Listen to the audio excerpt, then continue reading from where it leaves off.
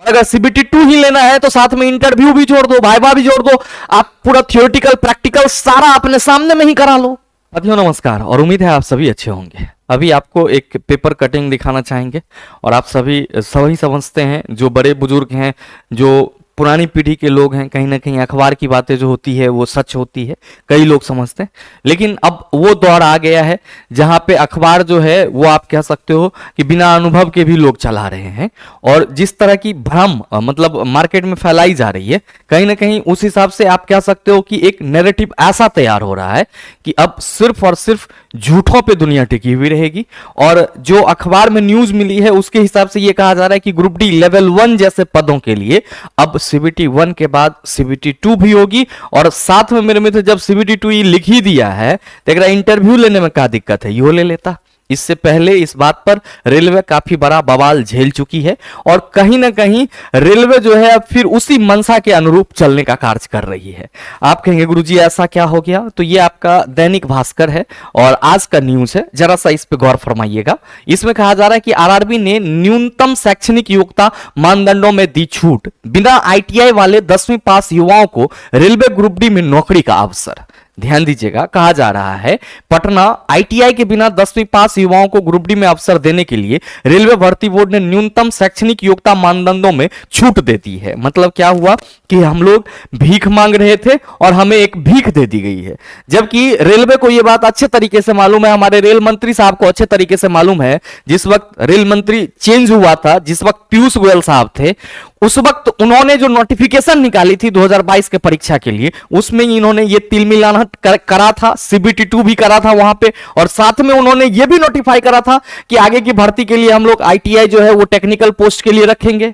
अब ध्यान देंगे कि ये भीख जो है वो छात्रों को दिया जा रहा है रेल मंत्री की तरफ से, और कहा जा रहा है कि नए नियम के अनुसार अब 10वीं पास उम्मीदवार लेवल 1 की परीक्षा के लिए आवेदन कर सकेंगे। ठीक है, 10वीं पास उम्मीदवार लेवल 1 परीक्षा के लिए मतलब आवेदन कर सकेंगे, फॉर्म भर सकेंगे, सही है। आगे है कि उम्मीदवार के लिए आईटीआई डिप्लोमा अब अनिवार्य नहीं होगा।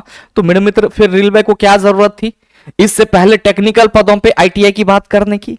ध्यान दीजिएगा, पूरा का पूरा मुद्दा आपके नंबर ऑफ वैकेंसीज का है। मैं फिर से कह रहा हूं, पूरा का पूरा मुद्दा नंबर ऑफ वैकेंसीज का है। बस एक झूठ को पचाने के लिए, आप कह सकते हो मतलब एक सच को पचाने के लिए हजारों झूठ बोली जा रही है और अलग अलग तरह की प्रोपेगेंडा चलाई जा रही है, जिसमें आप सभी उलझ करके रह जाओगे।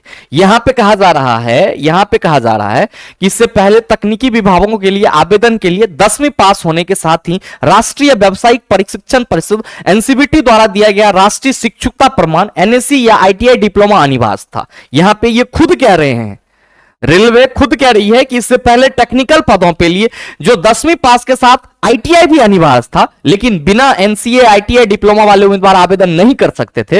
रेलवे बोर्ड की ओर से सभी रेलवे जनों को 2 जनवरी को इस संबंध में लिखित आदेश देकर कहा गया कि इसकी समीक्षा के बाद पहले के निर्देश में बदलाव का निर्णय लिया गया, और बोर्ड ने निर्णय लिया कि लेवल 1 पदों के लिए भविष्य की सभी भर्तियों के न्यूनतम शिक्षा योग्यता 10वीं पास या आईटीआई या समकक्ष एनएससी होगा। लेवल 1 पदों में विभिन्न विभागों के सहायक, पॉइंट्समैन, ऑन ट्रैक मेंटेनर के पद शामिल हैं। गौरतलब है कि रेलवे भर्ती बोर्ड ने हाल ही में लेवल 1 पदों पर 32,438 उम्मीदवारों की भर्ती के लिए अधिसूचना जारी की है, जिसके लिए आवेदन प्रक्रिया 23 जनवरी से 22 फरवरी तक चलेगी।